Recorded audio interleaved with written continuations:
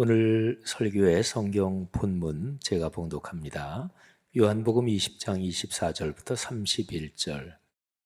거룩하신 하나님의 말씀입니다. 12 제자 중에 하나로서 디드모라 불리는 도마는 예수께서 오셨을 때에 함께 있지 아니한지라. 다른 제자들이 그에게 이르되 우리가 주를 보았노라 하니 도마가 이르되 내가 그의 손에 못자국을 보며 내 손가락을 그 못자국에 넣으며 내 손을 그 옆구리에 넣어보지 않고는 믿지 아니하겠노라 하니라. 여드레를 지나서 제자들이 다시 집안에 있을 때에 도마도 함께 있고 문들은 닫혔는데 예수께서 오사 가운데 서서 이르시되 너희에게 평강이 있을지어다 하시고 도마에게 이르시되 내 손가락을 이리 내밀어 내 손을 보고 네 손을 내밀어 내 옆구리에 넣어보라. 그리하여 믿음 없는 자가 되지 말고 믿는 자가 되라. 도마가 대답하여 이르되 나의 주님이시요 나의 하나님이시니이다. 예수께서 이르시되 너는 나를 본고로 믿느냐? 보지 못하고 믿는 자들은 복되도다 하시니라.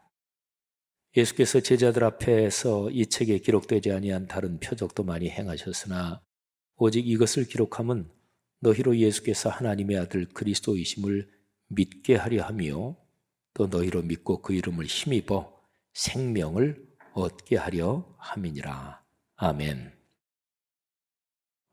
이태원 참사에 대해서 제가 한국기독교목회자협의회 대표회장으로서 애도의 그런 입장문을 지난 주간에 언론에 냈습니다. 그 내용을 잠깐 읽어드립니다. 이태원 참사에 깊은 애도를 표합니다. 도무지 감내하기 힘든 충격과 슬픔을 끌어안고 이번 참사에 희생자 유가족 여러분과 부상자 가족들께 위로의 말씀을 드립니다. 우리 사회 한가운데서 결코 발생하지 말았어야 할 사고에 마음이 황망하여 뭐라 표현할 말이 없습니다. 어떻게 해도 여러분의 심정을 다 이해할 수 없지만 하나님께서 주시는 하늘의 위로가 함께 하시기를 바랍니다. 다 설명되지 못할 참담한 부끄러움을 느낍니다. 여러분을 위해서 계속 기도하겠습니다. 하나님께서 우리 사회를 다시 한번 치유하시고 회복시키시기를 간절히 바랍니다. 어떤 큰 사건이 일어나면 그 사건은 그 사건을 당한 개인에게만이 아니라 그 집단 또는 그 사회 전체의 트라우마로 남습니다. 의학적인 용어로 외상 후 스트레스 증후군 이렇게 표현하는데 자라보고 놀란 가슴, 소뚜껑 보고도 놀란다 이런 것처럼 비슷한 게 조금만 있으면 가슴이 덜컥 내려앉습니다. 희생자분들 또 부상자분들도 그렇고 그 현장에서 그 끔찍한 거를 보고 목격한 또 소방관들 또 경찰관들 하여튼 관계된 사람들 이렇게 따지면 굉장히 많을 거 아니겠어요? 그러니까 우리 사회 전체가 그것 때문에 어떤 알게 모르게 불안감을 지금 끌어안고 있는 그런 상황이지요. 젊은 자녀들을 둔 부모님들 요즘 아이들이 좀 늦게 들어오면 걱정이 많이 되실 겁니다. 전화해서 야 어디냐, 또 아이들이 나갈 때 사람 많은데 가지 말아라, 또 무슨 젊은이들 콘서트 같은 거 좋아하는데 그런 것 때문에 그냥 가슴이 벌렁벌렁하고 또 불안하기도 하고 걱정 많이 되기도 할 것입니다. 사랑하는 여러분, 불안, 그러니까 안정감이 없는 거죠. 안전하지 못한 것은 삶을 힘들게 합니다. 이태원 참사로 우리 사회가 알게 모르게 집단적인 불안감에 사로잡혀 있습니다. 자, 불안은 어디에서 나오는 것일까요? 그거는 믿지 못하는, 확고하지 못한 마음의 상태, 거기에서 불안이 나오죠. 또는 다른 말로 의심하고 또는 확신하지 못하는 이런 상황에서 불안이 나옵니다. 살아가면서 어떤 사안에 대해서 또는 어떤 상황에 대해서 한번 물음표를 붙여보는 거, 그거를 단순하게 의심이라고 말한다면 그런 의심은 긍정적인 기능도 있습니다. 그러나 믿음의 부재, 믿음이 없는 거죠. 또 믿음의 부족, 믿음이 일정한 양이 차지 않는 것, 믿음의 부재와 믿음의 부족, 이 상황은 본질적으로 삶을 힘들게 합니다. 여러분이 살아오시면서 어떤 일 때문에 막 불안했던, 걱정이 많이 됐던, 그래서 밤에 잠 못 이루었던 그런 상황을 한번 떠올려 보십시오. 아니면 요즘이 바로 제가 그런 상황입니다. 이렇게 생각하시는 분도 계실 것입니다. 그러니까 마음이 불안하고 그래서 미래가 불확실하고 그리고 내가 걸어가는 인생 여정에 대해서 여러 가지 당혹스러운 일이 있을 때 사람은 누구나 힘겹지요. 그거를 어떻게 극복할 수 있을까요? 무조건 배짱을 가지면 돼. 배짱이라는 말이 이게 순 한글인데요. 이게 한자로 말하면 용기, 이 말하고 사실은 똑같은 말이에요. 근데 우리가 보통 쓰는 우리말 어감에서 한자로 쓰면 긍정적으로 생각이 들고, 그리고 순 한글 우리말로 쓰면 좀 격이 낮은 것처럼 그런 인식이 사실은 많이 있어요. 좋지 않은 거죠. 그래서 배짱, 이거는 순 우리말로 용기랑 똑같은 말, 좋은 거예요. 이거는 어떤 일, 어떤 상황에서 마음이 아주 강한 믿음을 가지고 그리고 힘을 가지는 그런 거를 배짱이라 그럽니다. 배짱, 용기, 이거는 좋은 거죠. 또는 어려움을 이제 끌어안고 있는 사람한테 힘내세요. 용기를 가지세요. 이런 거죠. 보통 우리가 쓰는 말의 어감으로 나이 드신 분이나 또는 좀 격식을 차려야 되는 분한테 배짱을 가지세요. 그렇게는 하지는 않죠. 근데 친구들 사이에 야 임마 배짱 두둑히 가져. 그것도 다 좋은 말이죠. 그런데 어려운 일을 당했을 때 불안하고 걱정스럽고 당혹스러울 때 만용이나 객기나 허세 이런 걸 가지고는 해결이 되지 않습니다. 이 만용, 객기 이런 거는 쓸데없이 근거도 없이 그냥 용기 있는 척하고 그냥 근거도 없이 마구 힘을 부리는 이거를 만용, 객기라고 그러죠. 또 자주 쓰는 표현은 아닌데 멧돼지 저자를 써서 저용 이런 단어도 있습니다. 그러니까 멧돼지나 돼지가 막 저돌적으로 돌진하듯이 일에 사안을 가리지 않고 무대뽀로 그냥 밀어붙이는 이제 그런 쓸데없는 용기를 저용이라고 합니다. 허세는 그는 물론 속은 비었는데 겉으로만 힘 있는 척하는 거죠. 만용이나 객기나 저용 또는 허세 가지고는 문제가 해결되지 않습니다. 그러니까 진정한 용기 그리고 우리의 삶에서 가득하게 차오르는 어떤 희망이나 그리고 확신이 있어야 될 텐데요. 여러분 오늘 성경 본문이 바로 그런 주제를 담고 있습니다. 그러니까 믿음의 부재, 믿음의 부족 이 상황을 오늘 본문이 그리고 있고 또 그걸 어떻게 넘어서는지 거기에 대한 예수님의 가르침도 오늘 성경 본문에 기록이 되어 있습니다. 한번 보실까요? 예수님께서 부활하신 다음 그때 상황이 어떠했을까요? 예수님을 따르는 제자들 또는 예수님의 말씀을 듣고 예수님을 믿었던 사람들의 그 분위기는 예수님이 부활하신 후 부활하셨네 소식도 듣고 또 부활하신 주님을 직접 만나 뵙기도 했을 텐데 그때의 분위기는 어떠했을까요? 우리는 얼른 그분들이 부활하신 주님을 뵙고 나서 막 확신에 차고 두려움도 없어지고 그냥 용기를 가지게 됐겠지, 이렇게 생각하기 쉽습니다. 그런데 성경의 기록을 조금만 꼼꼼하게 살펴보면 그렇지 않았습니다. 예수님이 부활하시고 나서 부활하신 주님을 뵌 사람들, 또 주님을 따르던 사람들 여전히 걱정스러웠고, 그리고 어떤 면에서 더 당혹스러웠습니다. 예수님을 죽인 사람들, 그러니까 빌라도의 손을 빌어서 로마의 재판에서 사형언도를 내리게 하고, 그래서 예수님을 죽인 사람들이 그 당시 유대 사회에서 산헤드린이라는 권력 집단이 있죠. 로마의 통치 아래에 있었기 때문에 사형할 권한 또는 조세, 세금 이런 권한은 없었지만, 그런 특별한 몇 가지만 빼놓고는 유대 사회를 다스려가는 정권을 가지고 있었습니다. 예수님을 죽인 그 부류, 그 집단이 그렇게 강력한 권력을 가지고 있는 집단입니다. 요즘 말로 하면 이렇게 이해하시면 좋습니다.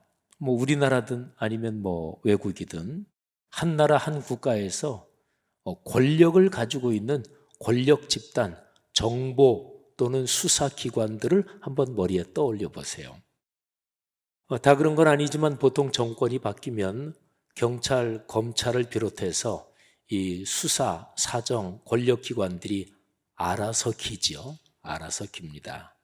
그런데 만일에 그런 권력기관들이 어떤 사람을 집중해서 공격한다면 그거는 무시무시한 일입니다.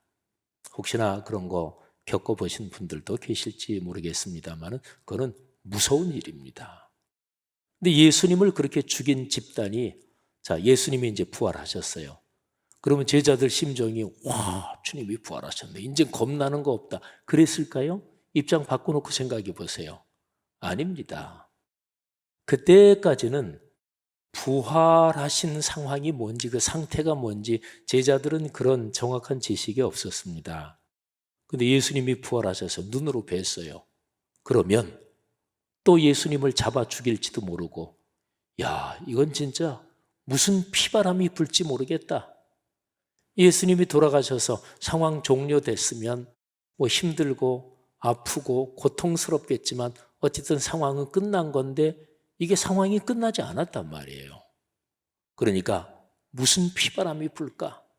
어떤 상황이 전개될까? 당혹스럽고 또 불안하기도 하고, 사실이 그런 상황이었습니다. 여러분, 그런 상황, 거기에서 예수님께서 제자들에게 나타나시는데, 그런데 예수님께서는 부활하신 후에 사람들에게 여러 번 나타나셨습니다. 제자들에게도 한 번 나타났는데, 근데 마침 그 자리에 도마라는 제자가 없었어요. 그래서 다른 제자들이 도마한테, 야, 우리가 부활하신 주님을 뵀어. 그랬더니 도마가 믿지 않습니다. 한번 그 대화를 들어보세요. 다른 제자들과 도마라는 제자 사이에 진행된 대화입니다. 요한복음 10장 25절의 내용입니다. 제자들이 말합니다. 우리가 주를 보았노라. 도마가 이렇게 대답합니다. 내가 그의 손에 못자국을 보며 내 손가락을 그의 못자국에 넣으며 내 손을 그 옆구리, 창으로 찔린 옆구리에 넣어보지 않고는 믿지 아니하겠노라. 도마는 신앙이 특별히 안 좋은 사람이었을까요?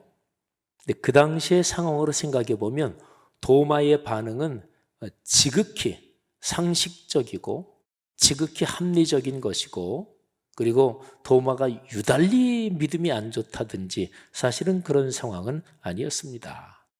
그러면 도마가 예수님이 부활하셨다는 것을 믿지 않는 그 상황, 그리고 다른 제자들이 우리 눈으로 봤다니까 그렇게 얘기하는데도 도마가 믿지 않는 상황, 그러니까 도마한테 믿음의 부재, 믿음의 부족 상황이 있는 거지요. 뭐 때문일까요? 이유가 무엇일까요?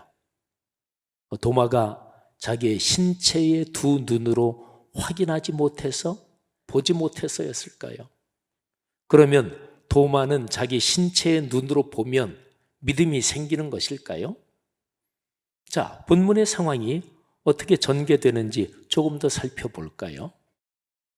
예수님의 부활을 목격한 제자들하고 또 그 자리에 없던 도마하고 이런 대화가 있고 나서 8일 후에 부활하신 예수님께서 제자들이 모인 자리에 또 나타나십니다. 이때는 도마도 함께 있었습니다. 이 자리에서 있었던 예수님과 도마의 대화를 한번 보십시오. 요한복음 20장 27절부터 29절에 기록된 내용입니다. 기록된 그대로 그 대화를 한번 보지요. 예수님이 말씀하십니다. 도마한테 내 손가락을 이리 내밀어 내 손을 보고 내 손을 내밀어 내 옆구리에 넣어보라. 그리하여 믿음 없는 자가 되지 말고 믿는 자가 되라. 도마는 얼마나 놀랐겠어요. 또 부활하신 주님이 자기 눈앞에 있으니까 얼마나 송구스러웠겠어요. 도마가 주님 한번 좀 보십시다 하고 손을 만져보고 손가락을 넣어보고 옆구리 한번 어떠셔요? 그때 창으로 찔리셨는데 하고서 겉옷을 좀 들추고 그렇게 봤을까요? 그러지 못했겠죠. 도마는 바로 이렇게 고백합니다. 나의 주님이시요 나의 하나님이시니이다. 그때 예수님이 아주 중요한 말씀을 하십니다.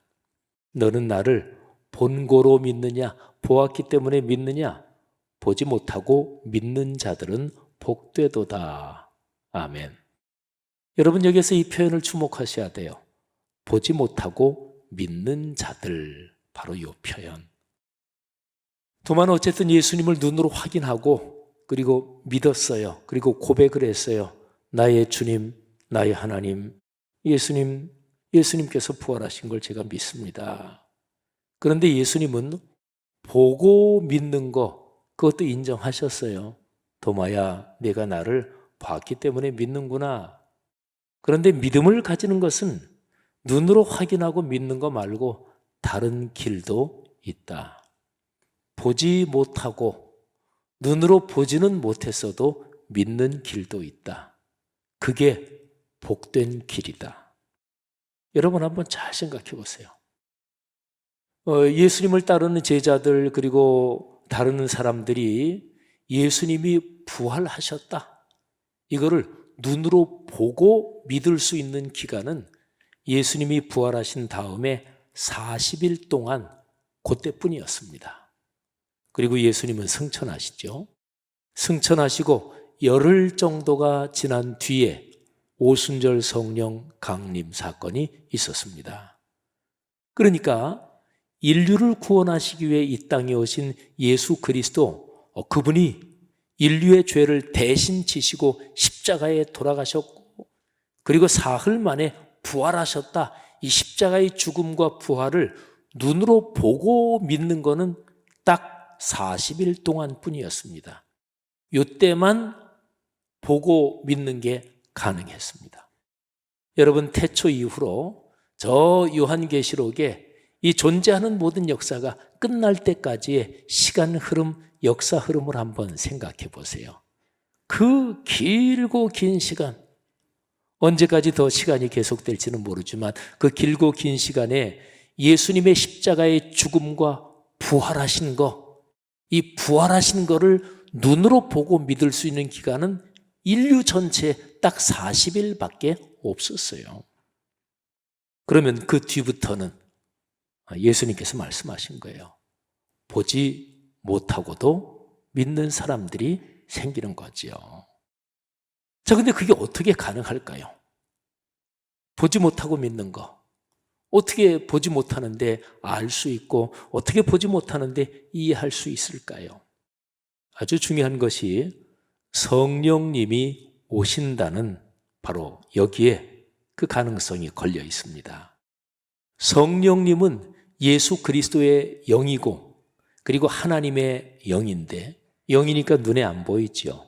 근데 이 성령께서 예수 그리스도에 대해서 알려주시고 이해하고 깨닫게 해주시고 그리고 예수님이 부활하셨구나 이거를 믿도록 성령님께서 증언을 해주시는 거예요. 우리가 지금 요한복음 20장을 묵상하고 있잖아요. 그러면 요한복음의 문맥에서 한번 세 구절을 찾아보는데 요한복음 14장, 15장, 16장 이 세 장은요, 예수님께서 최후의 만찬 저녁 식사를 드시고 감람산 겟세마네 동산으로 가서 기도하시기 전 그 사이에 주님께서 하신 말씀을 이렇게 쭉 기록이 되어 있습니다. 근데 14장, 15장에서 똑같이 26절, 그리고 16장에서는 14절, 이렇게 세 구절을 읽어드릴 텐데, 자, 성령께서 예수 그리스도에 대해서 알려주시고 깨닫게 해주시고 예수 그리스도를 증언하신다. 예수 그리스도 부활하셨다. 예수 그리스도 그분을 믿어야 축복이다. 그 예수 그리스도 그분이 세상을 구원하신다. 성령께서 이거를 증언하신다는 그 내용이 들어있습니다. 자, 14장 26절. 보혜사 곧 아버지께서 내 이름으로 보내실 성령, 그가 너희에게 모든 것을 가르치고 내가 너희에게 말한 모든 것을 생각나게 하리라. 아멘. 성령이 하시는 제일 중요한 역할, 그거는 예수 그리스도께서 가르치고 예수 그리스도께서 말씀하신 모든 것을 생각나게 하는 거예요. 생각이 나야 그 다음에 뭐 믿든지 어떻게 하든지 행동하든지 어떻게 하든지 복을 받든지 어떻게 하든지 할 거 아니겠어요. 성령은 예수 그리스도의 말씀을 생각나게 하시는 분입니다. 그 다음에 15장으로 넘어가서 26절. 내가 아버지께로부터 너희에게 보낼 보혜사 곧 아버지께로부터 나오시는 진리의 성령이 오실 때에 그가 나를 증언하실 것이요. 예. 하나님 아버지께로부터 나오시는, 그래서 사람들에게 임하셔서 사람들의 마음과 영혼 속에 함께 사시는 성령 하나님께서 예수 그리스도에 대해서 증언하십니다. 16장 14절입니다. 그러니까 성령께서 내 영광을 나타내리니, 지금 예수님이 말씀하시는 거예요. 성령께서 예수님의 영광을 나타내리니 예수님의 것을 가지고 너희에게 알리신다. 성령은 예수 그리스도를 증언하는 영입니다.